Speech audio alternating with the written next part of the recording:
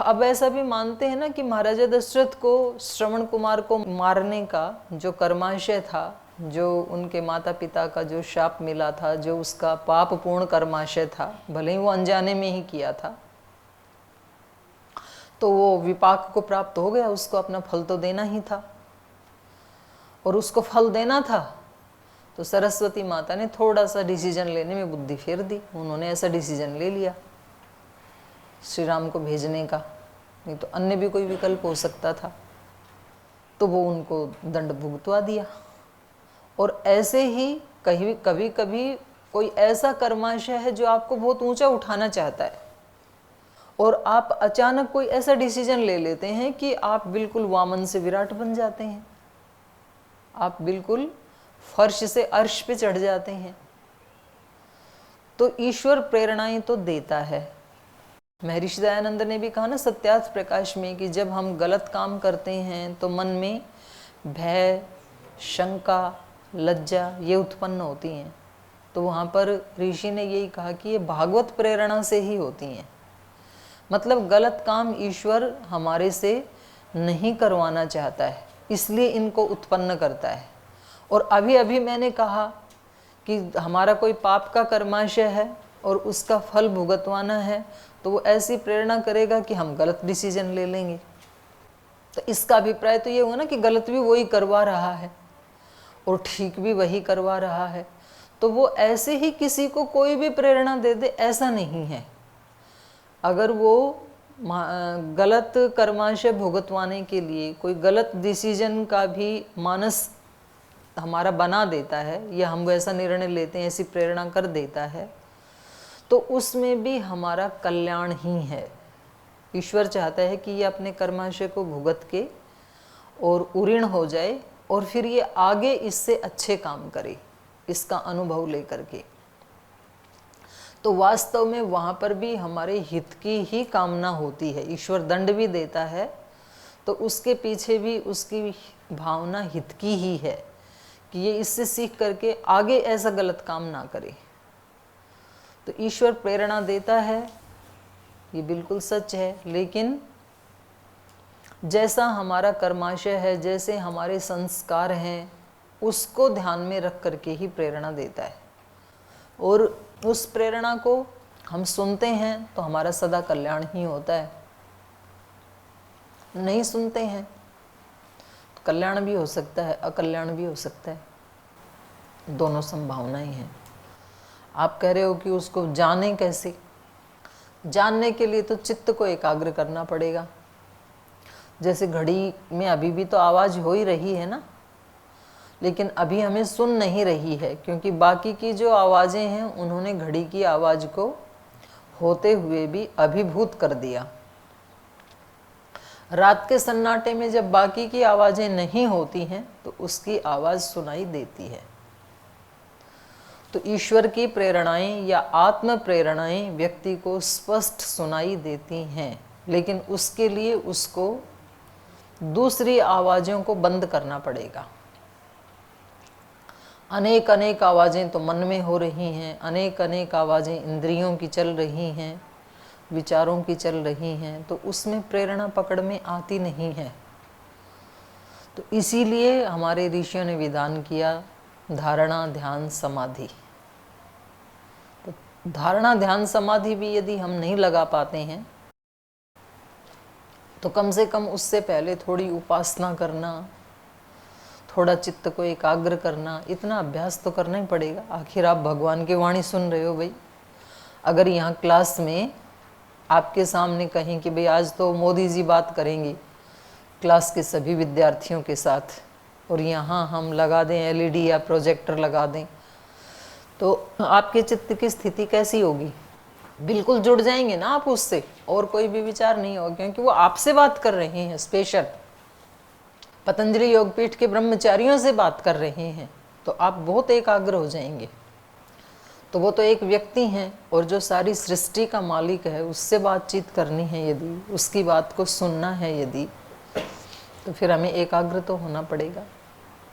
ठीक है, और कोई प्रश्न है किसी का? आगे चलें? चलिए, तो अगला सर्ग है, इसमें महाराज दशरथ पहले ही बेचारे इतने दुखी हैं और एकमात्र कौशल्या का आश्रय सहारा लेकर के उनके महल में आए हैं, और अब माता भी इस तरह से उल्हाना दे रही है तो उनकी स्थिति और भी बद से बदतर हो जाती है, और भी ज़्यादा दुखी हो जाते हैं। माने एक व्यक्ति से कोई त्रुटि हो जाए और ऊपर से उसको डांट पड़े, दंड मिले, तो फिर उसकी स्थिति सुधरने की बजाय और ज़्यादा बिगड़ जाती है। तो अच्छे लोग ये कहते हैं कि किसी से त्रुटि हो जाए तो उस समय उसको आपके प्रेम की, स्नेह की सबसे ज़्यादा आवश्यकता होती है, और उसी समय ही उसको मिलता नहीं है। तो ये ऐसा ही है संसार का, क्योंकि जो देने वाला है उसके पास भी उतना विराट हृदय नहीं है, इतनी ज़्यादा उसके पास भी सामर्थ्य नहीं है। तो जब वो अच्छा काम करता है तब तो सब प्रीति करते हैं, पर जब वो कोई त्रुटि करता है, और जो व्यक्ति कोई त्रुटि करता है और उस समय कोई बड़ा उसको माफ़ कर दे तो वो उसको सदा याद रखता है। फिर याद रखता है मतलब वो त्रुटि करना छोड़ देता है, फिर बहुत गहरा प्रभाव पड़ता है उसके ऊपर। जैसे मान लो घर में कोई बच्चा है, आप कोई ऐसी कीमती वस्तु बाजार से खरीद के लाए हैं, कोई पोट खरीद के लाए हैं, कोई गुलदस्ता खरीद के लाए हैं, कोई ऐसी वस्तु खरीद के लाए हैं जो बहुत कीमती है, और आपने लाके टेबल पे रखी और आपके नौकर ने उसको साफ़ करने के लिए ऐसे ऐसे कपड़ा ले करके साफ़ करना चाहा और वो टूट गया, और आप इतनी दूर से लाए थे, कहीं विदेश से लाए थे, और बहुत कीमती वस्तु थी। तो इस समय इसका बेचारे नौकर का चित्त ऐसे ऐसे कर रहा होता है कि एक तुम्हें वैसे नौकर, फिर ऊपर से इतनी कीमती वस्तु टूट गई, पता नहीं अब क्या होगा, नौकरी जाएगी, क्या सुनना पड़ेगा। और उसी समय मालिक या मालकिन अंदर से आकर के वो उसको देख करके मुस्कुरा दे, कोई बात नहीं, चीज़ ही तो टूटी है ना, ऐसी चीज़ टूटी है जो दोबारा आ सकती है, तो आप कोई बात नहीं, मेरे से भी गिर सकता था, कोई बात नहीं, शायद इसकी इतनी लाइफ थी। जो बनी हुई चीज़ें हैं वो तो सब एक अवधि के बाद नष्ट होंगी ही ना, विनाशशील ही तो हैं। तो बोले हो सकता है इसकी अवधि यहाँ तक ही हो, कोई बात नहीं। अब ये नौकर इस मालिक के एहसान को कभी भूल पाएगा जिंदगी में? कभी नहीं भूलेगा, हजारों को बताएगा और कि मैं तो इतना डर गया था, और मेरे मालिक मतलब उसके प्राण जैसे वापस लौट आते हैं, नए जीवन जैसा हो जाता है, क्योंकि उसको उस समय आवश्यकता थी, और उस दिन उसको खूब सारी डांट पड़ जाती यदि कि आपको क्या पता, आप तो छोटे लोग हैं, इसकी कीमत को आप क्या जानो, और हम कहाँ से लाए थे, कैसे लाए थे, तुम्हारे जैसे लोगों को घर में रखना ही नहीं चाहिए, और 2 4 10 बातें सुना देते। तो इस व्यवहार को वो कभी भूल पाएगा क्या ज़िंदगी में? कभी नहीं भूल पाएगा, उसको बहुत गहरी चोट लग जाएगी, क्योंकि पहले ही वो डरा हुआ है, पहले ही उसका चोटिल हृदय है, और उसके ऊपर 2 हथौड़े हमने और मार दिए, तो कभी नहीं भूलेगा। और वो हमेशा काम जरूर करेगा हमारे घर में, लेकिन वो हमेशा एक द्वेष के साथ काम करेगा। वो हमेशा इस मौके की तलाश में रहेगा कि कब मेरे जीवन में कोई ऐसा मौका आए कि मैं इस मालिक से आगे निकल जाऊं, मेरा बच्चा किसी ऊंची नौकरी पे लग जाए, मेरे घर में और कोई ऐसा सदस्य हो, कोई बिजनेस व्यापार में हम आगे बढ़ जाएं, कभी तो मैं इसके बराबर खड़ा होके और इसको दिखा दूं कि मैं भी ये पोट खरीद सकता हूं। ये भाव हमेशा उसके मन में बना रहेगा। तो जब किसी का बहुत ज़्यादा जी दुखी हो और उसने आपका नुकसान भी किया है, आपका भी जी दुखी है, तो यदि आपको इस मार्ग पे चलना है, योग के मार्ग पे चलना है, साधना करने का आपने निर्णय लिया है, तो ये अच्छा अवसर है साधना करने का। उस समय आप उसको भला बुरा मत कहना, और उस समय आपने रोक लिया तो उसको तो अच्छा लगेगा, पर उससे 10 गुना ज़्यादा आपको अच्छा लगेगा, और आप उससे 10 गुना ज़्यादा स्ट्रांग हो जाएंगे जितना आप पहले थे। एक शक्ति मिलती है उससे। तो महाराजा दशरथ पहले से ही दुखी हैं और ऊपर से माता भी शोक से युक्त है। माता क्या करे? तो माता ने और 2-4 बातें सुना दी। तो अब दशरथ बहुत ज़्यादा और दुखी हो गए हैं, तो वो विलाप कर रहे हैं। ये हम इस सर्ग में पढ़ेंगे। प्रत्याश्वस्तो यदा राजा मोहात् प्रत्यागत पुनः अथा जुहाव तं सूतम् उवाच परमार्थवत् सूत यदस्ति ते किंचन मया तो सुकृतं कृतं त्वं प्रापयाशो मां रामं प्राणाः सन्त्वरन्ति मां यद्यद्यापि ममैवाज्ञा निवर्तयतु राघवं न शक्ष्यामि विना रामं मुहूर्तमपि जीवितुम् अतो नो किं दुःखतरं योऽहं इक्ष्वाकुनन्दनम् इमाम् अवस्थामापन्नो नेह पश्यामि राघवं हा राम रामानुज हा वैदेही तपस्विनी न मां जानीत दुःखेन म्रियमाणं मनाथवत्। प्रत्याश्वस्तो यदा राजा मोहात् प्रत्यागतः पुनः। प्रत्याश्वस्त, जब पुनः उनको होश आया, राजा भी मूर्छित हो गए थे ना, और माता कौशल्या ने कहा ऐसे मूर्छित होने से शोक नष्ट नहीं होगा, उठो और आपको बातचीत करनी चाहिए इनसे, सुमंत्र से। तो वो थोड़ा होश में आए। प्रत्याश्वस्त यदा राजा मोहात् प्रत्यागत। मोह मतलब मूर्छा, मोह वही चित्ते, उनका चित्त जब काम नहीं कर रहा था, अचेत हो गए थे, तो वो मोह की अवस्था है। और उस मोह से प्रत्यागत है माने वापस लौटना, अर्थात जब चेतना को प्राप्त हुए। अथ आजुहाव तम सूतम, तो फिर उन्होंने तम सूतम आजुहाव, उस सूत को, उसको सुमंत्र को, सारथी को आजुहाव उन्होंने बुलाया। कैसे? उवाच परम आर्तवत, और उनसे कैसे बात कर रहे हैं? आर्त मतलब दीनहीन, और परम आर्त मतलब परम दीनता से युक्त होकर के, अत्यंत दीनता से युक्त होकर के उन्होंने सुमंत्र को अपने पास बुलाया और सुमंत्र से बोले, सूत यदस्ति ते किंचन मया तो सुकृतं कृतं त्वं प्रार्पयाशु माम रामम प्राणा संत्वरयन्ति माम। कह रहे हैं, हे सूत, यदि तेरे लिए मया मेरे द्वारा किंचन सुकृतं कृतं यदस्ति, जीवन में कुछ थोड़ा भी सुकृत किया गया मेरे द्वारा तेरे लिए, अगर मैंने तेरे जीवन में कुछ थोड़ा बहुत भी कभी कोई तेरा अच्छा किया हो, भला किया हो, थोड़ा बहुत भी ऋण हो यदि मेरा तेरे ऊपर, तो तू क्या कर, माम रामम प्रार्पयासु, मुझे तुरंत ही, संत्वरयन्ति माम, मेरे को तुरंत ही तुम राम के पास पहुंचा दो, क्योंकि तुम तो वहीं से आए हो, तो तुम्हें रास्ते का भी पता है, तुम्हें ये भी पता है कि राम कहाँ हैं।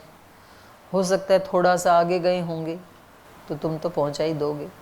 तो यदि थोड़ा भी मेरे ऊपर आप उपकार का बदला चुकाना चाहें, मेरे ऊपर कुछ आप रहम करें, कृपा करें, मैंने अगर थोड़ा भी कोई आपका भला काम किया हो जीवन में, आपका कोई सुकृत किया हो, तो आप मुझे शीघ्र ही राम के पास पहुंचा दीजिए, क्योंकि माम प्राणा संत्वरयन्ति, मेरे प्राण निकलना चाहते हैं, माने मैं अब ज़्यादा देर जी नहीं सकता हूँ इस शरीर में, क्योंकि स्थिति इतनी टूट गई है कि कुछ उनको अब संभलने के लिए थोड़ी सी भी शक्ति जुटा नहीं पा रहे हैं।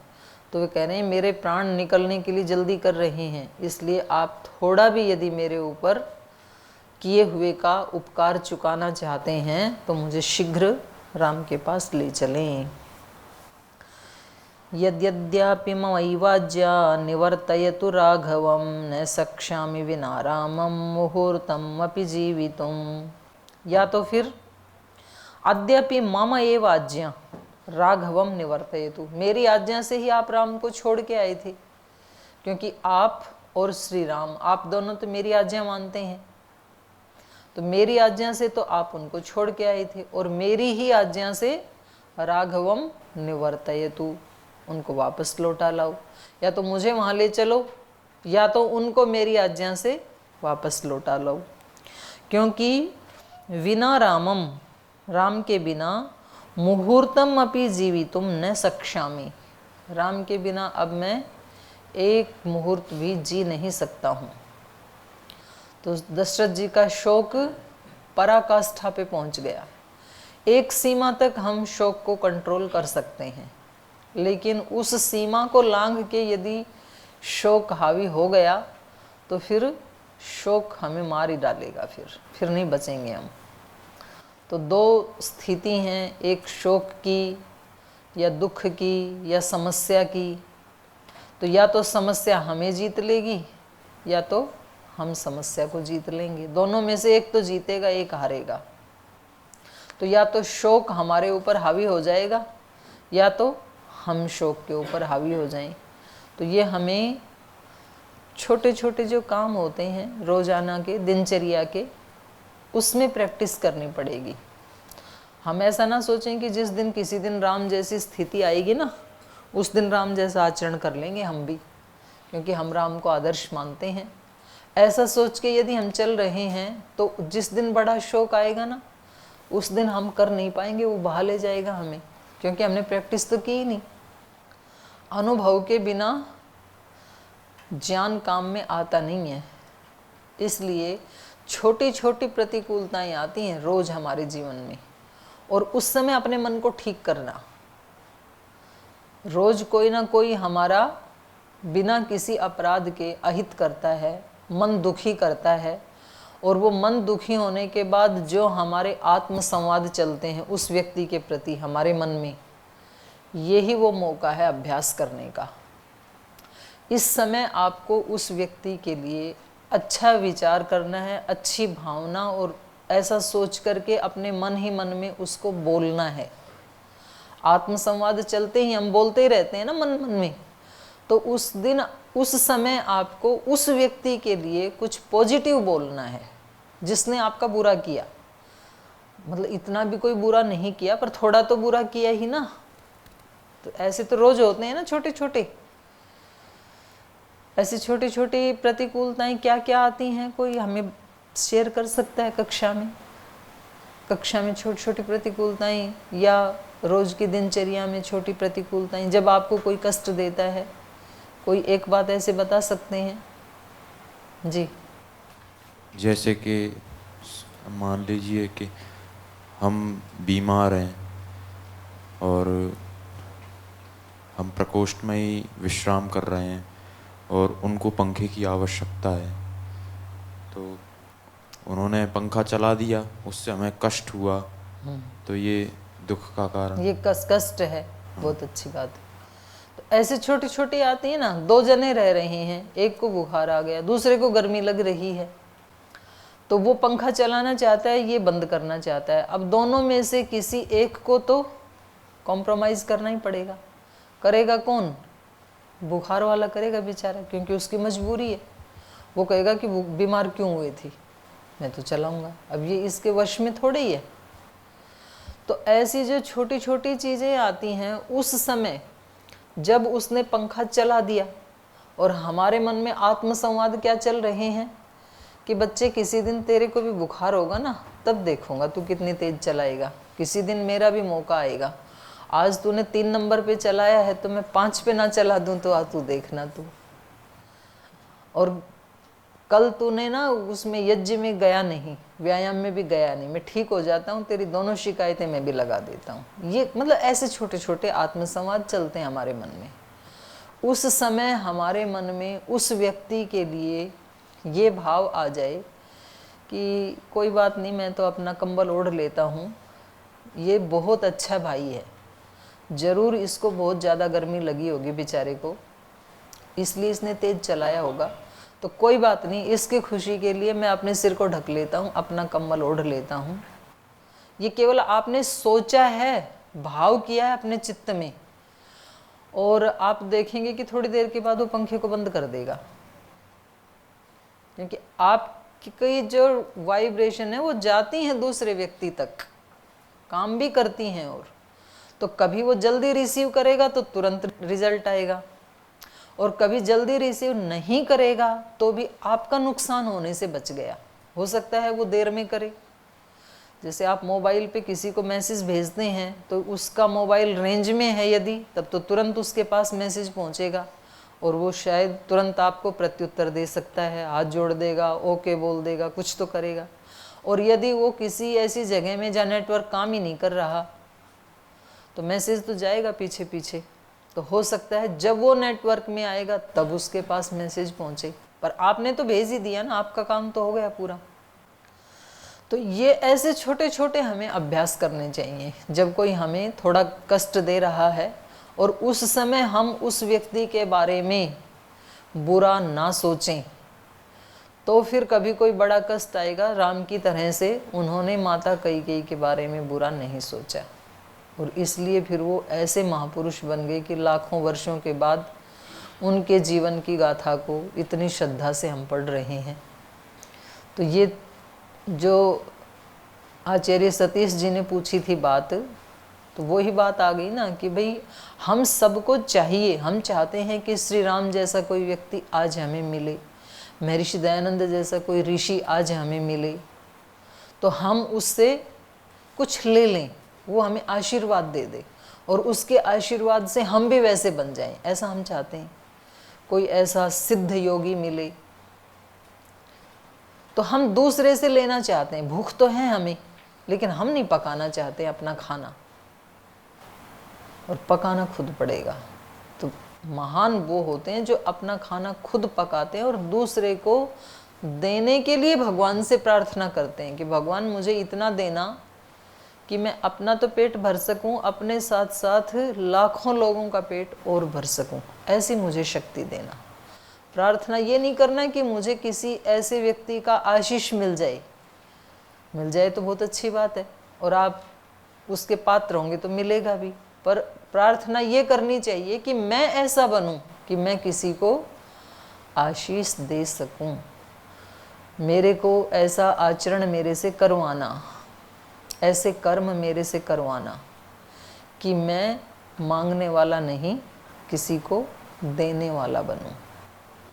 तो इसलिए इन्होंने कहा कि या तो आप मेरे को राम के पास ले चलो, या तो फिर मेरी ही आज्ञा से राम को यहाँ लिवा लाओ, आप उनको ले आओ। अतोनु किम दुःखतरम यो हम इक्ष्वाकु नंदनम इमाम अवस्थाम आपन्न न इह पश्यामि राघवम। बहुत दीनता की स्थिति में आर्त परायण होकर के महाराजा दशरथ विलाप कर रहे हैं। इतने बड़े राजा ये कह रहे हैं अतोनु किम दुःखतरम, इससे बढ़ करके दुख और क्या होगा, जो मैं इक्ष्वाकु कुल में पैदा हुआ और ऐसी स्थिति को प्राप्त होकर के, और मेरे राम जैसा पुत्र है इस इक्ष्वाकु कुल को धन्य करने वाला, इतने श्रेष्ठ पुत्र का पिता होकर के इतनी दुखदायी परिस्थिति को प्राप्त करके, और इस परिस्थिति में मैं ऐसे पुत्र को अपने सामने नहीं देख पा रहा हूँ, इससे बड़ा दुख और क्या होगा।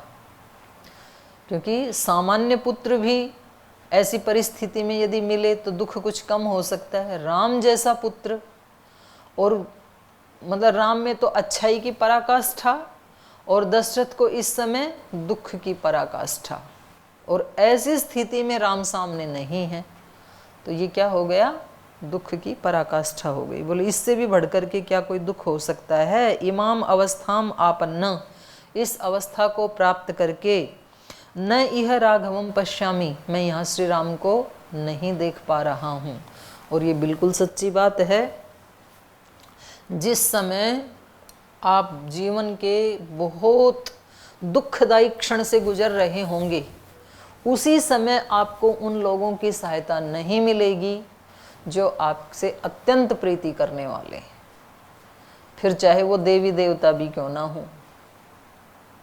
पथ का विधान मैंने कई बार बोला ना श्री अरविंद का पढ़ने के लिए, तो उन्होंने ये पंक्ति लिखी है वहाँ पर, उस आंतरिक युद्ध के मैदान में चारों तरफ से गोलियां चल रही होंगी और आप अपने आप को उस युद्ध के मैदान में अकेला और नंग धड़ंग पाओगे और आप दैवी शक्तियों को बुलाओगे और वो बहुत देर से पहुंचने वाली होंगी।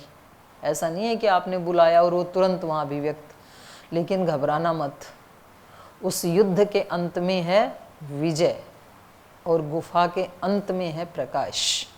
जब आप उसको पार कर चुके होंगे तो वहाँ भगवती देवी मुस्कुराते हुए अपना वरद हस्त साथ लिए खड़ी हुई मिलेंगी। ऐसा ऐसा वर्णन है, यही शब्द हैं उसमें। तो ये हर व्यक्ति के जीवन में ऐसा आता है, तो उसके लिए पहले से ही तैयार होना चाहिए। जब आपको अत्यंत आवश्यकता होगी किसी अपने प्रिय व्यक्ति की, धन की, किसी के आशीष की, किसी के प्रेम की, उसी समय आपको नहीं मिलेगा, तो उस समय धीरज रखना। तो ऐसी ही अवस्था को महाराजा दशरथ प्राप्त हुए हैं। तो आज समय हो गया, आज यहीं पाठ को विराम देते हैं, शेष कल पढ़ेंगे।